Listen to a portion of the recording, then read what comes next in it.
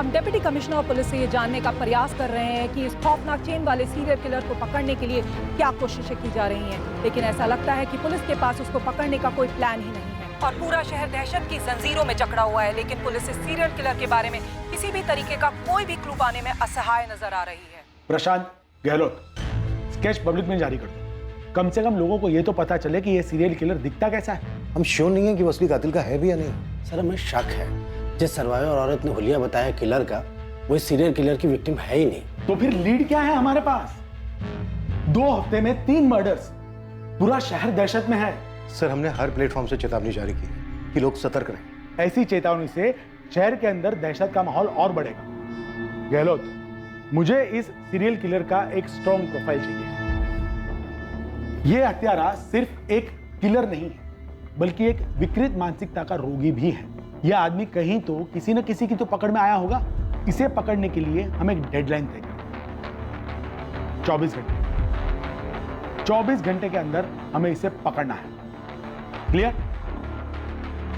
सो अगर श्रुति झूठ बोल रही है तो क्यों? सिर्फ अपने कॉलेज के दिनों के स्टॉकर से बदला लेने के लिए, या फिर अपने पति संदीप कश्यप को बचाने के लिए?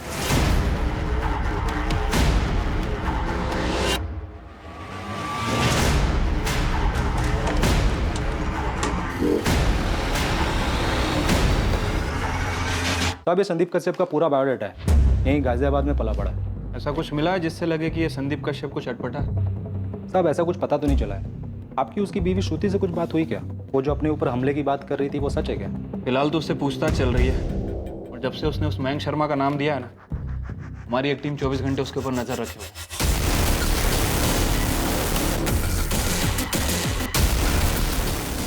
हम दिल्ली में हुए प्राजक्ता द्विवेदी के मर्डर से इस मयंक शर्मा का कनेक्शन ढूंढ रहे हैं। आप लोगों को लग रहा है कि मैं कहानियां बना रही हूँ? श्रुति 5 जून को मयंक गाजियाबाद में नहीं था, दिल्ली में था, जिस दिन लतापाल और विमला यादव का मर्डर हुआ। और 19 जून को भी मयंक गाजियाबाद में नहीं था, जिस दिन काव्या सिंह का मर्डर हुआ। दिल्ली में था, अपने ऑफिस में। और जिस दिन तुम पर हमला हुआ 16 मई को, उस दिन भी मयंक अपने ऑफिस में ही था। हमने उसकी बारीकी से तफ्तीश की है।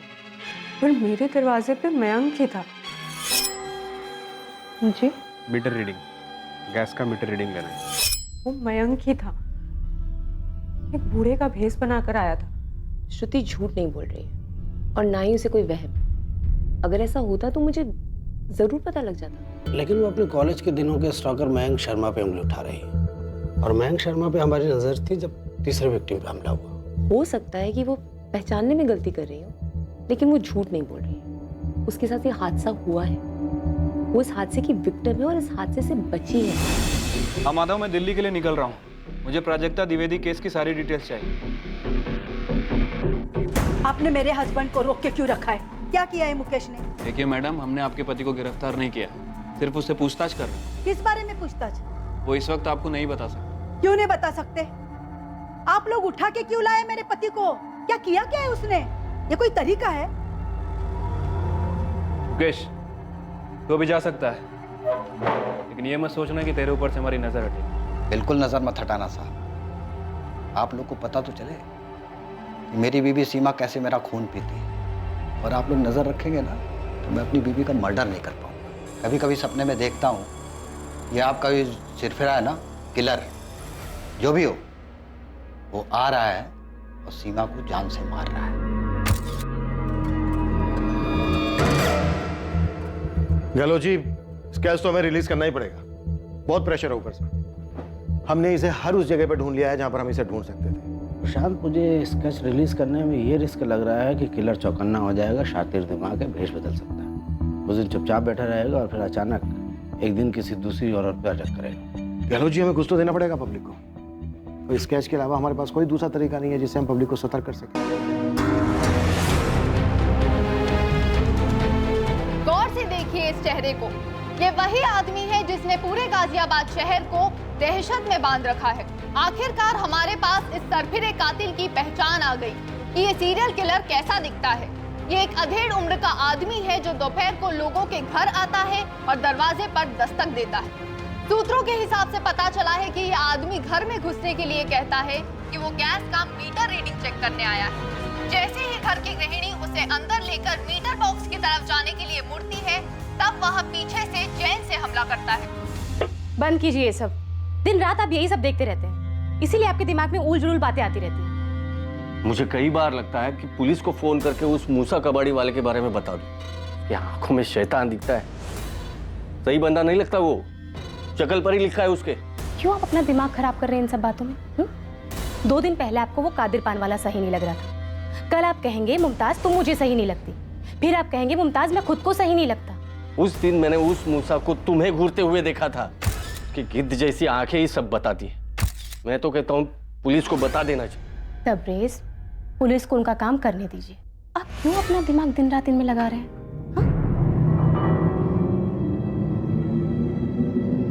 नाचने वाली गुड़िया, फूलदान, सजावट का मोर और सजावट का जहाज।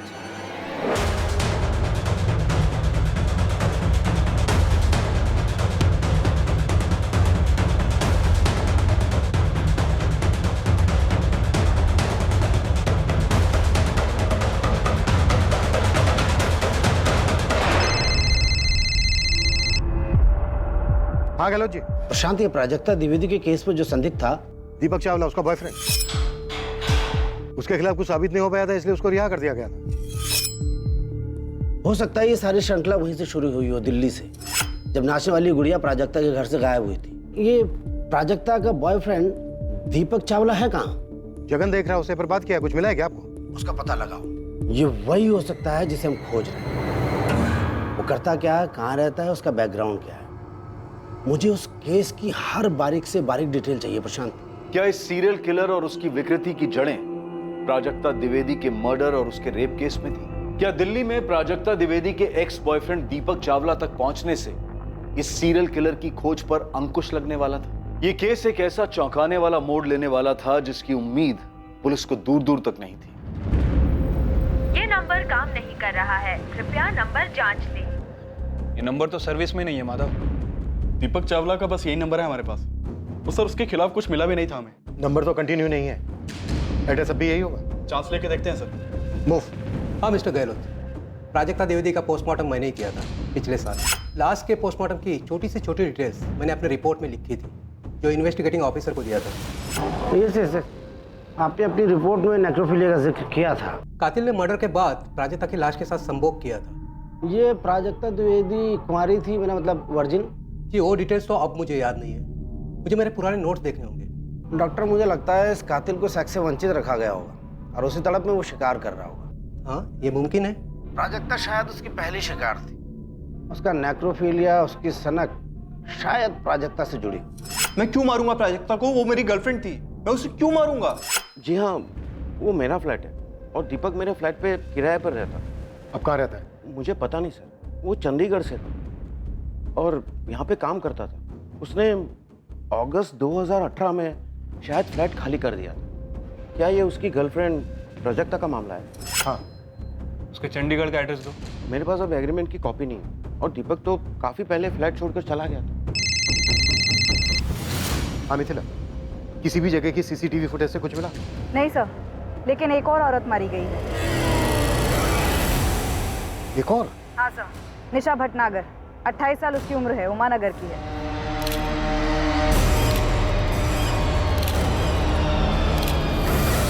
पूरे 8.5 किलो है।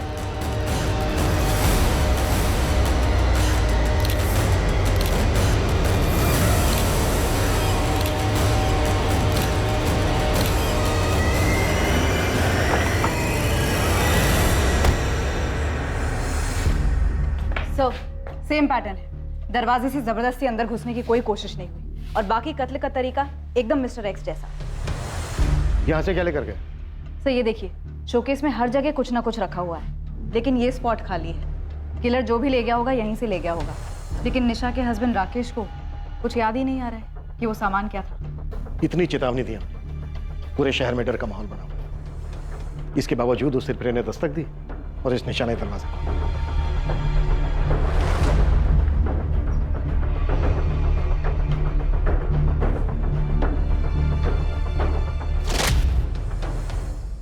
हाँ जगन बोलो। लगता है इस बार हमारी किस्मत अच्छी है सर। निशा के घर से 2-3 गली छोड़कर एक सुनसान रास्ता है। और वहाँ पर एक एटीएम है और एटीएम के बाहर सीसीटीवी कैमरा है सर। तुरंत फुटेज निकालो, अभी के भी, आज की भी और आज के पहले की भी। बहुत हो गया ये लुका छुपी का खेल।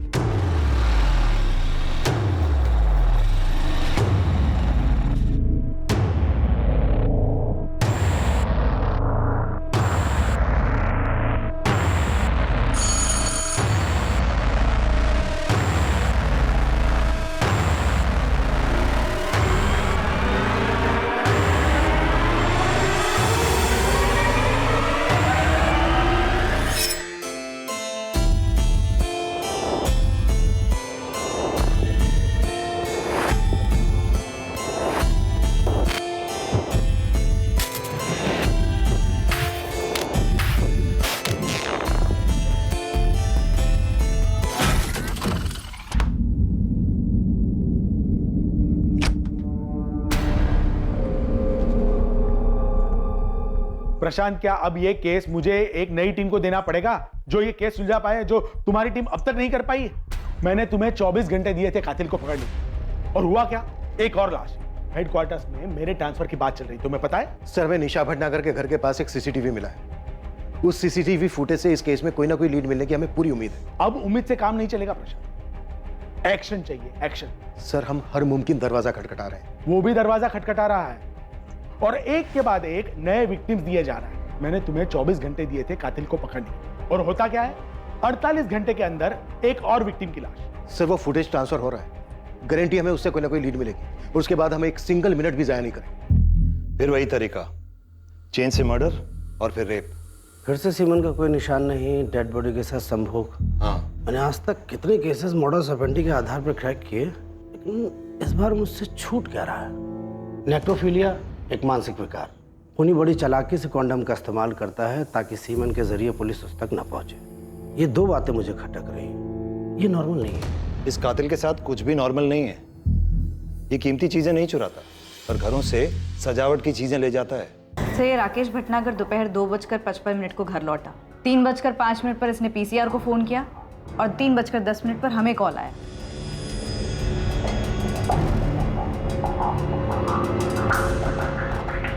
सर, ये एटीएम वाली गली, निशा के घर से 1-2 गली छोड़कर सर सिर्फ इसी गली में एक सीसीटीवी कैमरा है और कहीं नहीं। जो किलर एक्स बखूबी जानता हूँ सर, ये इसी सीसीटीवी कैमरे के मर्डर के 3 दिन पहले की फुटेज है। सर, हो सकता है कि किलर एक्स इसमें कैप्चर हुआ, हो सकता है सर रेकी वेकी करने आया।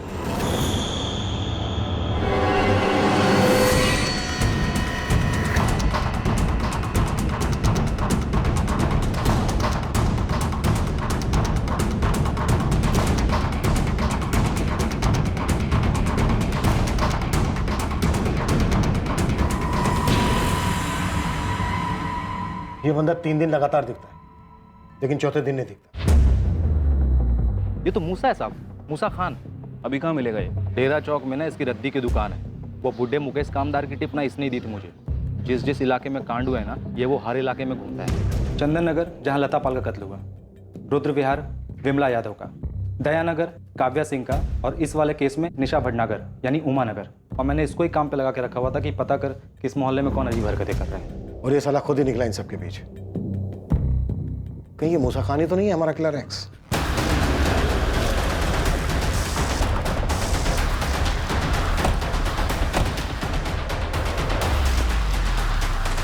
अरे मूसा, चल पुलिस वाले बात करेंगे। किस बारे में? तेरा घर कहाँ है मूसा? मियाँ नगर। मैडम, लेकिन माजरा का माजरा बाद में। साहब, कुछ तो बताइए, ऐसी क्या बात करनी है? बहुत खास बात है मूसा, बहुत ज्यादा खास।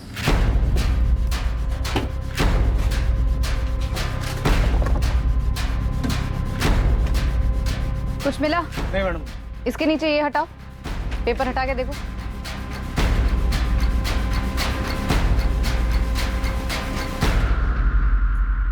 देख क्या रहे हो? तोड़ो।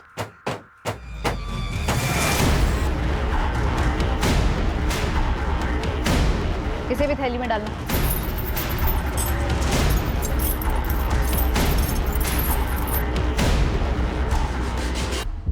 कत्ल के 3 दिन पहले तक ये लगातार दिखा है, लेकिन कत्ल वाले दिन नहीं दिखा। बाकी के विक्टिम्स के मोहल्ले में भी दिखा है। कौन कौन है इसकी फैमिली में? पता लगा रहे हैं, इसकी दुकान की भी तलाशी जारी है। ये कबाड़ वाला है ना? हाँ, इसीलिए मैं मुकेश कामदार जो सफाई कर्मचारी है उसकी टिप दी थी। गुमराह कर रहा होगा मैं, यू नो, मिसलीड। लेकिन ये प्राजक्ता द्विवेदी के बॉयफ्रेंड दीपक चावला का क्या हुआ? एक टीम पहुंचने वाली है वहां पर। चलो जी, मुझे लगता है कि हमें हमारा एक्स मिल गया है, मूसा खान कबाड़ी वाला।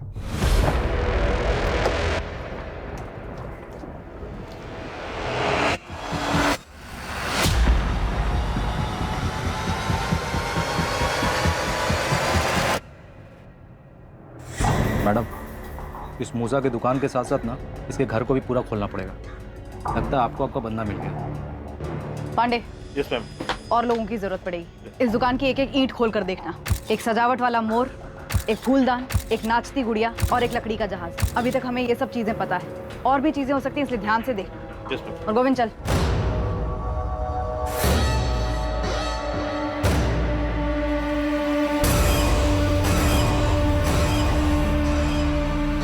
जानता ही नहीं? ये निशा भटनागर।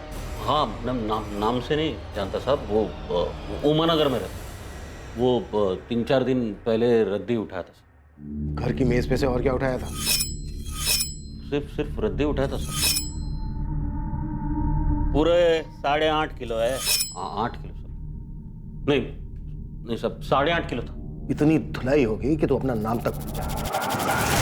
इन सब का मर्डर किया तूने। 1 साल पहले इस प्राजक्ता द्विवेदी का मर्डर किया। इन सब के मर्डर करने के बाद इनकी लाशों के साथ तूने अपनी हवस पूरी की है, पर कभी पकड़ा नहीं गया। लेकिन इस बार पकड़ा गया।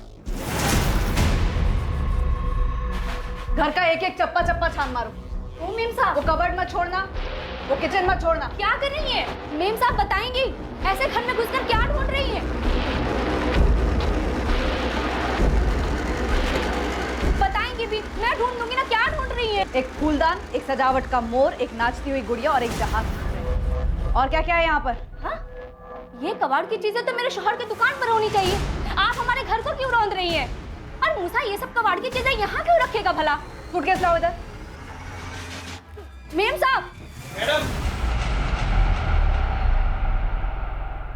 सच बता दे मूसा, नहीं तो जिंदगी में कभी अपने पैरों पे खड़ा नहीं हो पाएगा। तो सच ये है कि आपको ना कोई मिल नहीं रहा साहब, इसलिए जो ये बद्दा इल्जाम है ना, वो आप हम पर, मुझ पर मल रहे सर। और जो तेरी दुकान में ट्रंक मिला है, जिसे तूने लॉक करके रखा था, अश्लील किताबें मिली हैं उसमें? बिल्कुल मिली होगी। कबाड़ी हूँ साहब, कबाड़ नहीं मिलेगा और क्या मिलेगा साहब? बच्चा है सर, छोटा सा मेरा, आता है दुकान पे कभी, कोई भी किताब लेकर पढ़ने लगता है। उसके हाथ ना लगे इसलिए वो ताला मार के रखी थी मैं। कई ग्राहक लोग भी आते हैं साहब ऐसे मैगजीन की तलाश में साहब। मैं साहब आपके खबरें की मदद कर रहा था। मदद कर रहा था या भटका रहा था?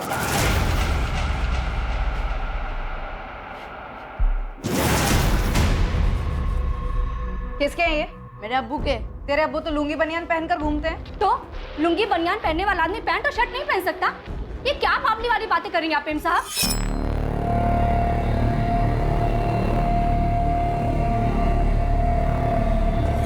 ये लेकर चलो। ओ मेम साहब, अरे कहाँ लेकर जा रही है ये सब कुछ? आप ज्यादा नौटंकी मत कर बिल्किस। हमें शक है तेरे शौहर पे कि वो कुछ करने वाला है। करने वाला है? क्या करने वाला है? आपको क्या लगता है कि आप पुलिस की वर्दी पहनकर कुछ भी करेंगे और हम सुनते रहेंगे? तो याद रखिए, पूरा का पूरा मोहल्ला इकट्ठा कर दूंगी मैं यहाँ पर। हमें लगता है कि तेरा शौहर कातिल है। मुझे लगता है कि आप पूरी तरह से बावली हो गई हैं। अगर तेरे शौहर ने कुछ नहीं किया है तो हम उसे जाने देंगे। अरे बिल्किस, बोलो ना 2 मिनट के लिए शांत हो जाओ, क्यों बखेड़ा बना रही हो? और तू मोहल्ला बुलाने की धमकी दे रही? मैं पूरी फोर्स बुला लूंगी। ओ मेम साहब, मैं आपकी धमकी से डरने वाली नहीं हूँ। बुला लीजिए आपको जिसे यहाँ बुलाना है। क्या हुआ बिल्किस आपा? अरे देखो ना, ये लोग मूसा को फंसा रहे हैं। कोई नहीं फंसा रहा है, क्यों बखेड़ा बना रही हो? ये सब क्या है गोविंद? रेहाना, मैं कह रही हूँ ना, इस गोविंद ने पट्टी पढ़ाई है। हम सिर्फ मूसा के कपड़े और जूते लेकर जा रहे हैं। मियां नगर में जल्दी एक पुलिस टीम भेजो। 24 घंटे दे रहा हूं तुझे मूसा। इन 24 घंटे में सच उगलता है। साहब, आप मुझे वो कबूल करने को बोल रहे साहब जो मैंने किया ही नहीं साहब। वो तेरे पे है, सोच ले अच्छे से। साहब, आपने अपने फोन पे ऐसे कभी कुछ देखे नहीं हो क्या साहब? हाँ, हम भी मन बहलाने के लिए देखते हैं ऐसी किताबें। तो क्या हो गया साहब? इंसान है हम साहब, हैवान नहीं। प्रशांत, मूसा किलर एक्स नहीं, गहलोत जी, जैसे ही हम खंगाल कर कातिल तक पहुंचते हैं, आप कह देते हो वो किलर एक्स ही। पहले आपने कहा कि श्रुति झूठ बोल रही है, वो बैंक नहीं हो सकता, फिर आपने कहा वो अधेड़ उम्र का आदमी नहीं हो सकता, और अब हम जब मूसा तक पहुंचे और ऑलमोस्ट वो टूटने के लिए तैयार है, तो आप कह रहे हो कि मूसा एक्स है ही नहीं। तो फिर कौन है? हाँ माधव, दीपक चावला की कोई खबर? मिल गया सर, ये मेरे साथ गाड़ी में बैठा हुआ है, बस आप ही के पास लेके आ रहा हूँ। सर, दीपक चावला गुरुग्राम शिफ्ट हुआ था। माधव और उसकी टीम ने उसके घर की अच्छे से तलाशी ली, लेकिन कहीं भी कोई सजावट की चीज़ नहीं मिली। किलर एक्स बहुत चालाक है, वो बहुत बारीकी से सोचता है, कॉन्डम का इस्तेमाल करता है ताकि सीमेन स्टेन्स ना मिले, और कोई भी कीमती चीज़ घर से नहीं चुराता। गहलोत जी, तो क्या अब हम हर संदिग्ध से ये पूछें कि कितनी सावधानी बरतता है वो? प्रोफाइलिंग से हेल्प मिलती है, मैं मानता हूँ। हमने हमारे रिकॉर्ड्स में से अब तक 15 रेपिस्ट, 11 बच्चों के साथ यौन शोषण करने वालों से पूछताछ की। मैं 100% कह रहा हूँ कि मूसा ही एक्स।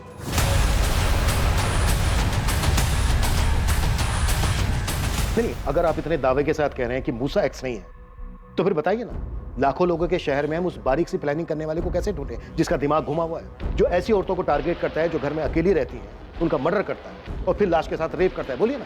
उसने अपना हुलिया बदल लिया है। हमने स्केच पब्लिक में आम किए, मीटर रीडिंग वाली डिटेल्स मीडिया में दी, इसलिए एक्स चौकन्ना हो गया। मैं मानता हूं। अब आप हमें ये बताइए गहलोत जी, उस चालाक आदमी की बारीक सी प्लानिंग को मात देने के लिए आपकी क्या सर, मूसा के घर और मोहल्ले से बहुत मुश्किल से निकले। उसके घर से कुछ सामान मिला। सर, चुराए गए डेकोरेटिव आइटम में से तो कुछ नहीं मिला, लेकिन ये कपड़े और जूते मिले जो कि मूसा के हुलिये से मैच नहीं करते। गहलोत जी। सर, कैसे बच बचा के निकला हूं ना, मत पूछिएगा। नहीं पूछूंगा। कोई काम की बात है? साहब, वहाँ से डायरेक्ट मैंने 2 लोगों को साइड में लेके बात की। जो बातें मुझे पता चली ना, मुझे पहले नहीं मालूम था। ये मूसा ना कपड़े पहनने का बहुत शौकीन आदमी है। हर शुक्रवार शनिवार को ना अपनी बेगम के साथ एकदम सज धज के निकलता है घूमने के लिए। ये पहले तेरी पकड़ में कैसे नहीं आया गोविंद? साहब, किसी के शक्ल पे तो लिखा नहीं होता ना कि सन की है, सरफिरा है। हाँ तो गहलोत जी, क्या बोलते हो? अभी आप यही कहोगे कि मूसा निर्दोष है? हाँ, निर्दोष है। ये सीरियल किलर कोई और ही है। ये मूसा है और इस वक्त हमारी कस्टडी में है। क्या तुमने कभी इसे अपनी सोसाइटी में देखा? इसका कहना है कि कभी भी ये कबाड़ के काम से दिल्ली नहीं गया। सर, मुझे सच में नहीं पता कि कौन प्राजक्ता के साथ ऐसा कर सकता है। मुझे समझ में नहीं आ रहा है सर कि प्राजक्ता के साथ जिसने भी ये सब किया, सिर्फ इसलिए ताकि वो डांसिंग डॉल चुरा सके। सस्ती डॉल थी सर, मैंने ही उसे वो गिफ्ट की थी। उसे डांस का शौक था, इसलिए। उसके दिमाग में क्या चलता है, क्यों चलता है, कोई नहीं बता सकता। 4 और औरतों को मार चुका है और वहां से भी सजावट के आइटम लेकर गायब है। सॉरी, इससे पहले मैंने इसे कभी नहीं देखा। इसी एक सवाल के लिए आप मुझे गुरुग्राम से उठाकर यहाँ लाए हैं। आपको क्या लगता है वो साइकोपैथ मैं हूँ, या फिर पिछली टीम की तरह आपका टॉर्चर करने का इरादा है मुझे? प्रशांत, जो करना पड़े करो, मुझे इस दहशत का अंत चाहिए तुरंत। सर, आज रात अच्छे से खातिर की जाएगी इस मूसा खान की। कल सुबह तक सामने से आकर सब कुछ कबूल कर लेगा। तुम्हें कितना यकीन है कि यही वो सीरियल किलर है? सारी की सारी कड़ियां छूट रही हैं सर। सभी विक्टिम के मोहल्ले में देखा गया है। अच्छे कपड़े पहनता है, अश्लील मैगजीन पढ़ने का एडिक्ट है। बस एक चीज है जो फिट नहीं बैठ रही है। अगर डेकोरेशन के वो पीसेस मिल जाते तो इस केस को एक क्लोजर मिल जाता। एक और अड़चन है सर। अब क्या हुआ? गहलोत जी कह रहे हैं कि किलर एक्स मूसा खान हो ही नहीं सकता। देखो, गहलोत को उसके एनालिसिस करने दो। तुम इस मूसा की हलक में उंगली डालो। प्रोफाइलिंग कभी कभी गलत भी हो सकती। मुझे सही कातिल चाहिए। कल सुबह अच्छी खबर सुनो। ए मूसा, बोल क्यों किया और कैसे किया? हाँ, सच बोलेगा तो छोड़ देंगे मुझे। देख, सच बोल, उसके बाद देख।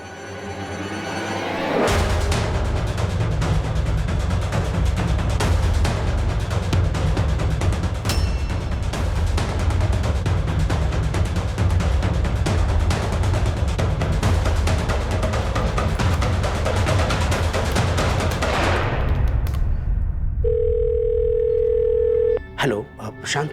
हाँ गहलोत जी, बोलिए। क्या मिला आपको इतनी रात को? क्या तुम अभी आ सकते हो? कुछ मिला आपको?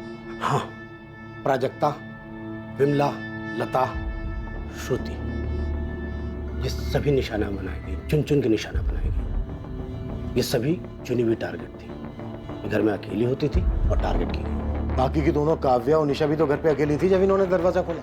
शांत, ये निशा और काव्या चुनी हुई टारगेट नहीं है, ये अचानक शिकार हुई। मूसा ऑलमोस्ट टूट चुका है, कल तक अपना जुर्म भी कबूल कर लेगा। काव्या और निशा का कत्ल तब हुआ जब सारी दुनिया को किलर की डिटेल्स मिल चुकी थी। जाहिर है एक्स को भी। तो ये कि एक्स इन लास्ट दोनों घरों में बूढ़े के भेष में नहीं गया। उसने दरवाजा नहीं खटखटाया, वो कुछ देने के बहाने इन घरों में गया था, डिलीवरी करने के लिए। एक्स एक डिलीवरी मैन है, मूसा नहीं। उसने इस बार मीटर रीडिंग के बहाने का इस्तेमाल किया ही नहीं। गैस की मीटर रीडिंग लेनी है, क्योंकि इन लास्ट दोनों घरों में मीटर घर के अंदर है ही नहीं। तो फिर सवाल यह है कि इन दोनों औरतों ने उसे घर के अंदर क्यों बुलाया? लॉजिक प्रशांत। सर, एक गिलास पानी मिलेगा? बहुत प्यास लगी। मैडम एक गिलास पानी मिलेगा?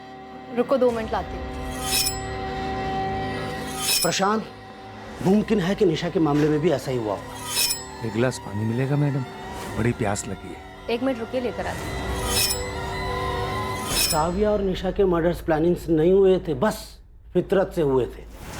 ये एक्स एक डिलीवरी मैन है, देखा मौका है तो अपनी विकृति को अंजाम देने झपट पड़ा होगा। आपकी थ्योरी में सच्चाई हो सकती है कि कातिल अलर्ट हो गया होगा, उसने अपना हुलिया बदल लिया होगा, लास्ट की 2 विक्टिम्स को टारगेट नहीं किया होगा। फिर भी वो विक्टिम तो है। देखिए गहलोत जी, कातिल हमारी हिरासत में है, मूसा ही एक्स है। नहीं, बिल्कुल नहीं। एक्स हमारे हाथ में है ही नहीं। वो बाहर घूम रहा है पब्लिक के बीच खुलेआम। प्रशांत, मैं दावे के साथ कह रहा हूं, मूसा हत्यारा है ही नहीं। मूसा उठ, बोल कैसे किया मर्डर तूने? इंतजार कर रहा हूं मैं, बोल।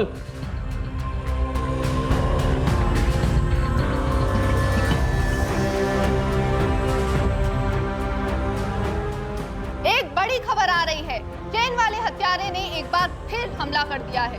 इस बार जयानगर में। ये जून के महीने में 5वीं हत्या है।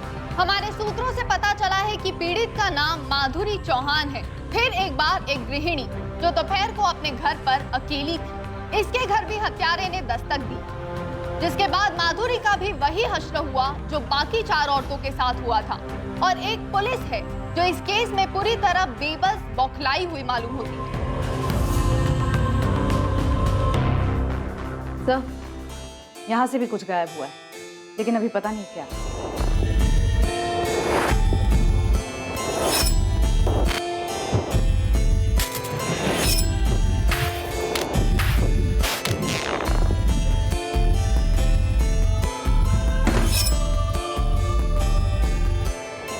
जिस वक्त 5वीं विक्टिम माधुरी चौहान पर आक्रमण हुआ, उस वक्त संदिग्ध मूसा खान बाकायदा पुलिस कस्टडी में था और 24 घंटे की अवधि के बाद भी मूसा ने कोई जुर्म कबूल नहीं किया था। हमको 24 घंटा जगाओ, 24 साल जगाओ, सच यही रहेगा कि मैं वो कातिल नहीं। माधुरी चौहान की पोस्टमार्टम रिपोर्ट ने कोई शक नहीं छोड़ा कि ये कत्ल भी नेक्रोफिलिक सीरियल किलर एक्स ने ही किया था। वर्तमान में हुआ यह 5वां कत्ल था और इस बात की पूरी संभावना थी कि 1 साल पहले प्राजक्ता द्विवेदी का कत्ल भी इसी हत्यारे ने किया था। और अब भी ये मानसिक रोगी पुलिस की रडार से बाहर था। इसके बावजूद कि पूरे राज्य में उसके लिए रेड अलर्ट था, वो गुमनामी की धुंध में छुपा हुआ था। इन्वेस्टिगेशन टीम हताश हो गई थी। मामला पूरी तरह हाथ से निकलने की कगार पर था। क्या पुलिस इस सीरियल किलर को उसके अगले शिकार पर निकलने से पहले पकड़ने में कामयाब होगी या अभी और लाशें बिछने वाली थी? सर, इलेक्ट्रिक मीटर बॉक्स भी घर के बाहर है और घर के अंदर कोई गैस पाइपलाइन भी नहीं है। गहलोत जी सही कह रहे हैं, एक्स ने अपनी मॉडस ऑपरेंडी बदल दी। प्रशांत, मुझे और कोई नई थियरीज और अनुमान नहीं सुनी। नई टीम को केस क्रैक करने की जिम्मेदारी दी गई है। तुम बस उन्हें फाइल हैंड ओवर करो। सर, मैं आपको आश्वासन देता हूं, अब और हत्याएं नहीं होंगी। मैं किलर एक्स के बहुत करीब हूं। वो एक डिलीवरी मैन है, उसने अपने क्राइम करने का तरीका बदल दिया है, बस। हम भी तो यही कर रहे हैं प्रशांत, हम बस काम करने वाले बदल रहे हैं। सर, एक आखिरी मौका दे दीजिए, मैं जल्द से जल्द किलर एक्स को पकड़ दूं। सॉरी प्रशांत, अब ये मेरे हाथ में नहीं। Sir please, I am so sorry sir. Sir trust me please, last chance. Okay Prashant, last 24 hours. Sir, Mithila, Jagan, delivery boys, Gehlot ji सही कह रहे हैं। लेकिन सर, शहर में तो बहुत सारे डिलीवरी बॉयज हैं। सर, इतने सारे ऐप्स हैं जो होम डिलीवरी करते हैं, कपड़े, खाना, चीजें। हम हर डिलीवरी सर्विस की बाल की खाल करेंगे। सारे बंदों को काम पर लगा दो, सारे खबरों को एक्टिव करो। लेकिन सर हमारे 5 विक्टिम्स के घर में तो कुछ भी डिलीवर नहीं हुआ था। चलो के 3 विक्टिम्स के घर तो वो डिलीवरी मैन बन के गए, नहीं तो डिलीवर कैसे होगा? बची लास्ट की 2, काव्या सिंह और निशा। इन दोनों के हस्बैंड से बात करो, कुछ ना कुछ डिलीवर जरूर हुआ होगा। क्विक। सर मैं बात करती हूँ। सर मैं गाजियाबाद के सभी अपॉइंटर से कांटेक्ट करता हूँ। जगन सिर्फ 24 घंटे हमारे पास। आर्या पार। सर। हाँ गहलोत जी। तुम्हें अपनी खोज का दायरा बढ़ाने की जरूरत नहीं है। कुछ मिला है आपको? हर बार किलर एक्स क्राइम सीन से कुछ ना कुछ लेके जाता है, मगर माधुरी चौहान के केस में कुछ छोड़ के गया है। क्या? अब बॉल पेन। फॉरेंसिक से तुरंत इस पेन को मंगवा लो, मुझे वो पेन चाहिए। अगर माधुरी चौहान के पति ने इस पेन को पहचानने से इनकार कर दिया तो मान लो हमें हमारा किलर मिल गया। रजनीश, ये तुम्हारे घर का पेन है? नहीं, ये हमारा पेन नहीं है। रजनीश, उस दिन तुम्हारे घर में कुछ डिलीवर होने वाला था क्या? रजनीश देखो, ये पेन उस कातिल का हो सकता है जिसने तुम्हारी पत्नी माधुरी का कत्ल किया। अच्छे से आप। जी, मुझे यकीन है कि तुम्हारी पत्नी उस दिन घर पर अकेली थी और शायद तुम्हें उस हत्यारे के बारे में जानकारी भी थी। माधुरी स्ट्रॉन्ग थी, वैसे मामलों में सतर्क रहने वालों में से थी। वो किसी के लिए भी दरवाज़ा नहीं खोलती या फिर किसी भी अजनबी से बातचीत नहीं करती थी। माधुरी का ये तो पता होगा कि हत्यारा मीटर रीडिंग के बहाने घर में आता है, लेकिन ये पता नहीं होगा कि वो एक डिलीवरी मैन के रूप में भी आ सकता है। इसलिए माधुरी ने उसके लिए दरवाज़ा खोल दिया होगा और उसने माधुरी से पानी या कोई ऐसी चीज़ मांगी होगी। अच्छा रजनीश, उस दिन तुम्हारे घर कुछ डिलीवर होने वाला था, तुमने कुछ ऑर्डर किया हो ऑनलाइन या ऐसे? मैडम, मुझे रजनीश चौहान जी का पैन कार्ड लगेगा वेरिफिकेशन के लिए। फोटोकॉपी भी चलेगी? ओके, आप यहीं रुकिए, मैं लेकर आती हूँ।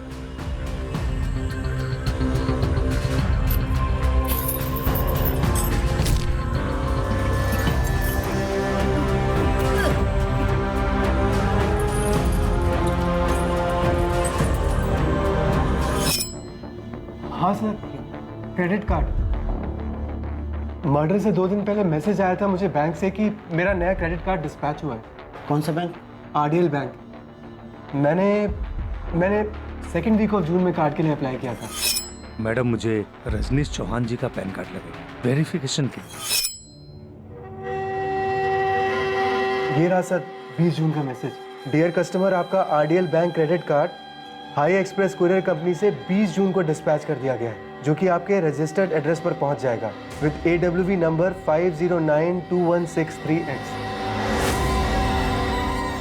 हाई एक्सप्रेस कुरियर 20 जून को डिस्पैच हुआ है, मतलब 22 जून तक डिलीवर हो जाना चाहिए। यस, 22 जून को ही माधुरी का मर्डर हुआ। क्या अब इस केस पर पुलिस अपनी जंजीर जकड़ पाएगी? क्या ये एक लीड आखिरकार पुलिस को उस साइको सीरियल किलर एक्स के दरवाजे तक पहुंचाने वाली थी? सर बस 2 मिनट, हमारा स्टाफ चेक कर रहा है। सर आरडीएल बैंक के कुरियर पार्टनर्स हम ही हैं। दिल्ली में ब्रांच है कोई आपकी? जी सर। सर दिल्ली के रसिक विहार इलाके में बीके कमर्शियल सेंटर में हमारा एक ब्रांच है। रसिक विहार? जी सर, वहाँ पे तो प्राजक्ता द्विवेदी का घर था और मयंक शर्मा भी उसी एरिया में रहता था। सर ये रहा Rajneesh Chauhan courier. Sir what? ये डिलीवर नहीं हुआ था? स्टेटस क्या है कुरियर का? नो सर, 22 जून को वापस आ गया था। कारण बताया गया घर बंद था और बाहर लॉक लगा था। पॉसिबल ही नहीं है। 22 जून को रजनीश चौहान की पत्नी माधुरी चौहान घर पर ही थी, उसी दिन कत्ल हुआ था उसका। ये उस सीरियल किलर का मामला है? जी। वैसे डिलीवरी बॉय कौन था आपका?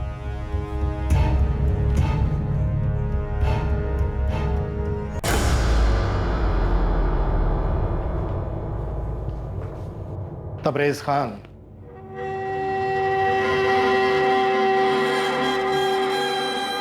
लगता है तू अपना पैन भूल गया। माधुरी चौहान के घर 22 जून को।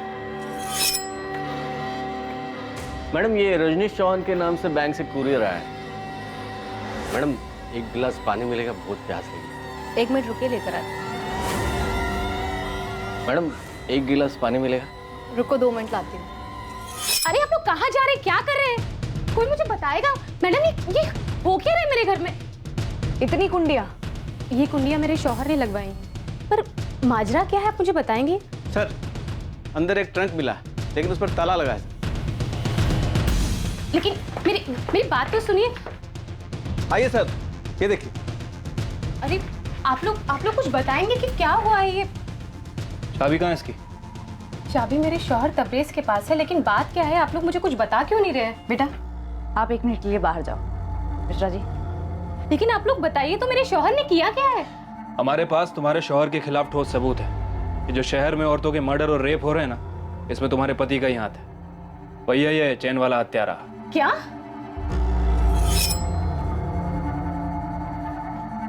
भूल भूल के थक गया मैं आपको साहब, कुछ नहीं किया मैं। और ये जो तबरेज है उस पर मुझे शक था। अगर तुझे शक था तो तूने खबरी गोविंद को बताया क्यों नहीं? सिर्फ शक था ना साहब कि वो सन की बेकार में उसकी जिंदगी बर्बाद करना नहीं चाहता था, जैसे आपने मेरी की।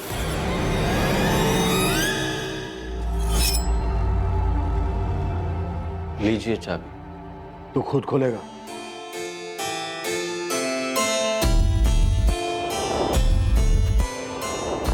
खोल।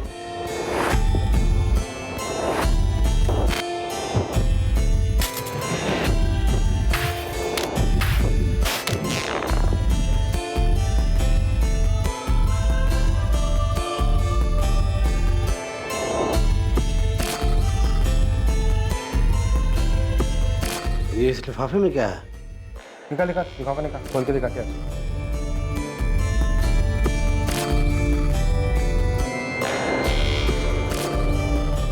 निकाल।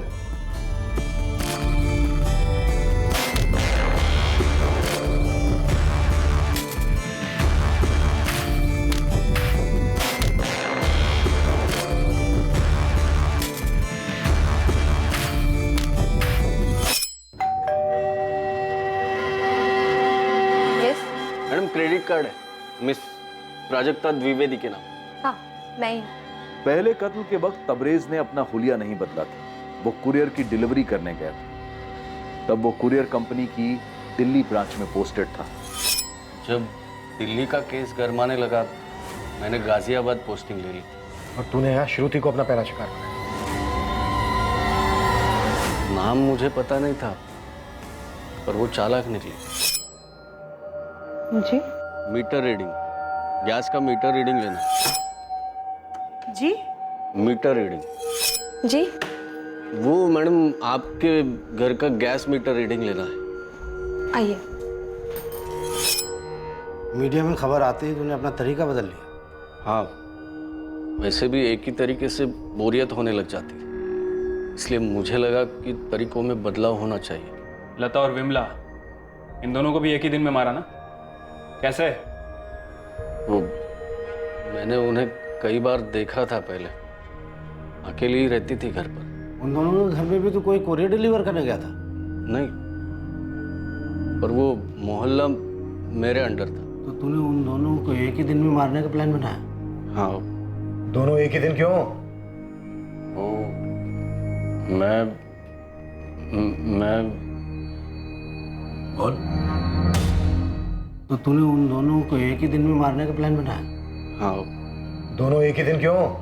मेरा दिल नहीं भरा था, मुझे और चाहिए था। तूने ये सब मरी हुई औरतों के साथ किया? तुझे पता है ये दरिंदगी है? हमें ट्रंक से सब कुछ मिला है, सारा चोरी किया हुआ सामान, विग, चश्मा, चेन, सब कुछ। और फिर तबरेज ने खुद भी कबूल किया है।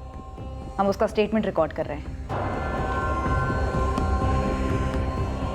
उन औरतों को मारने के बाद तुझे ये सब करने में अच्छा लगता था?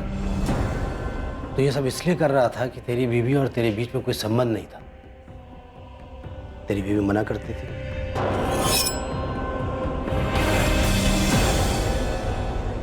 आज नहीं, समझा करो, आज नहीं। अरे क्या हुआ? थोड़ी देर के लिए ना, समझा करो। मन कर रहा है ना मेरा। तुम्हारे मन के चक्कर में मेरी हालत खराब हो गई। डॉक्टर ने दूरी बनाए रखने के लिए कहा। पता कितना दर्द होता है मुझे, कितना जख्म हुआ है। डॉक्टर ने बोला है कि ऑपरेशन करना पड़ेगा। परेशान होने लगा था मैं, हर बार मना कर देती। तो सिर्फ इसीलिए तूने उन औरतों को मार दिया और उनके साथ संभोग किया? वो औरतें मना नहीं करती। अबे लाशें कैसे मना करेंगी? मैं किसी वेश्या के पास नहीं जाना चाहता था। मैंने सोचा था इस बारे में, लेकिन तुझे डर था कि तुझे कोई रोग वोग हो जाएगा। ये सारी चीजें क्यों चुराई? मैं चोर नहीं हूं, बस ये चीजें मुझे पसंद आई थी। तुझे लगता है ये सारी चीजें मेडल हैं तेरे कारनामों की? पता नहीं। ये कहां से चुराई?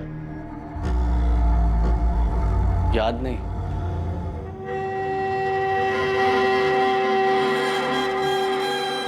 इन सारे सीरियल हमलों की एकमात्र सर्वाइवर श्रुति कश्यप ने तबरेज को पहचान लिया।